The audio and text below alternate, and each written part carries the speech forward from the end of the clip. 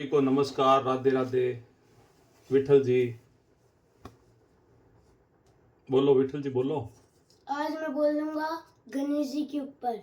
गजाननं भूतगणाभिसेवितं चारु कपितजाम्बुफल चारु भक्षणं उमासुतम शोक विनाशकारकं नमामि विघ्नेश्वर पाद पंकजम। हे गणेश जी, सभी प्रकार के विघ्न हरण करें।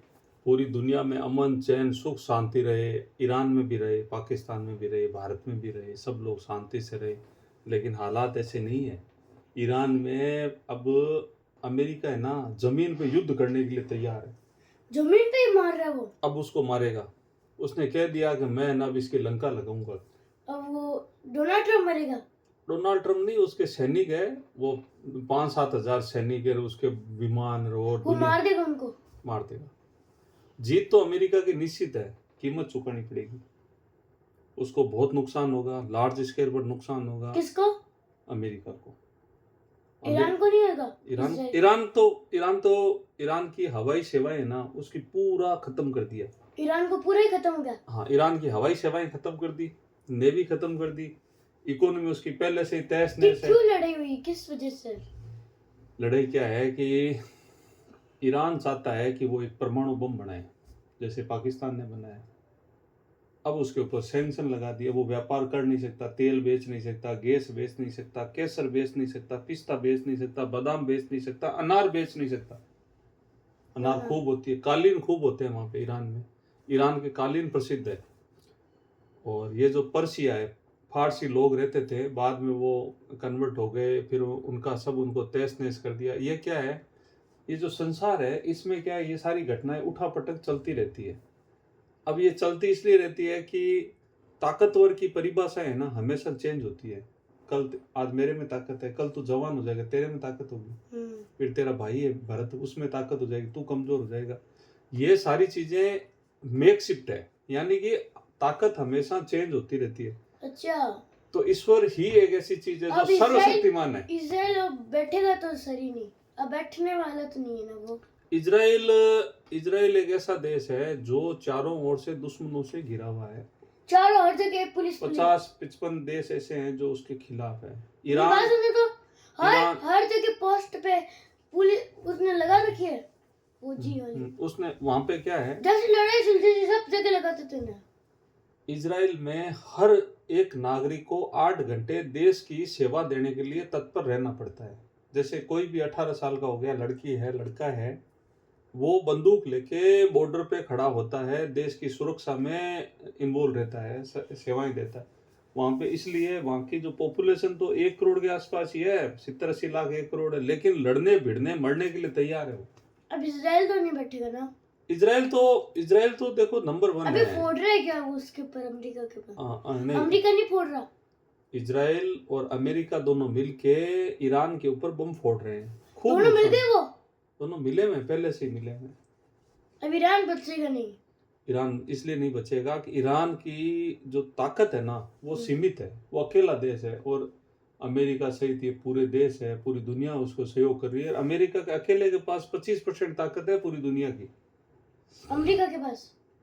तो अमेरिका तो ऐसे ही देश है घटिया। हाँ, अमेरिका अच्छा देश नहीं है, व्यापारिक देश है। और वो व्यापार कम, वो डकैती ज्यादा करता है। व्यापार है उसके पास में, व्यापार में उसकी पारंगतता है। जैसे मोबाइल है तो अमेरिका में बनते हैं, लैपटॉप मोबाइल में बनते हैं, कम्युनिकेशन के जितने साधन हैं अमेरिका में बनते हैं। किताबें, कॉपी, ये जितने भी आप सोचते हो ना बढ़िया, आपके पेन है और ये वहीं से आते हैं। ये जो ज्ञान है ना, जैसे तेरे मोबाइल में गेम है और उधर से आते हैं, वो सारे उधर से आते हैं। और लोगों को बंदर बनाने की कला उसके पास में प्रमुख है, पकड़ है उसकी बंदर बनाने की कला, और दादागिरी से बंदर बनाता है। वो दिखता भी कैसे ही है यार, टाइल लगा के एकदम पॉपुलर रहता है वो। देखो ऐसा है, अब वो क्या है कि 80 साल का डोकरा है, डोनाल्ड ट्रम्प है ना, 80 साल का है। 80 का डोकरा हो गया, डोकरा, और कहना मानता नहीं भाई। 60 साल के बाद में अपने ना मारवाड़ी में कहावत है, 60 बुद्धि नाठी। अब वो तो 80 का हो गया, वो तो के बाप का ही नहीं हो, तो वो कहना मानता नहीं। किम जोन कितने का है? किम जोन भी 40 साल का है, 45 साल का। किम और जोंग अपना तो क्या, मोदी मोदी जी 75 साल के 76 साल के हो गए। 70। प्रधानमंत्री जी है डॉक्टर नरेंद्र मोदी है ये। जब तक अपना नरेंद्र मोदी ना, जब तक अपन को कुछ भी नहीं हो सकता।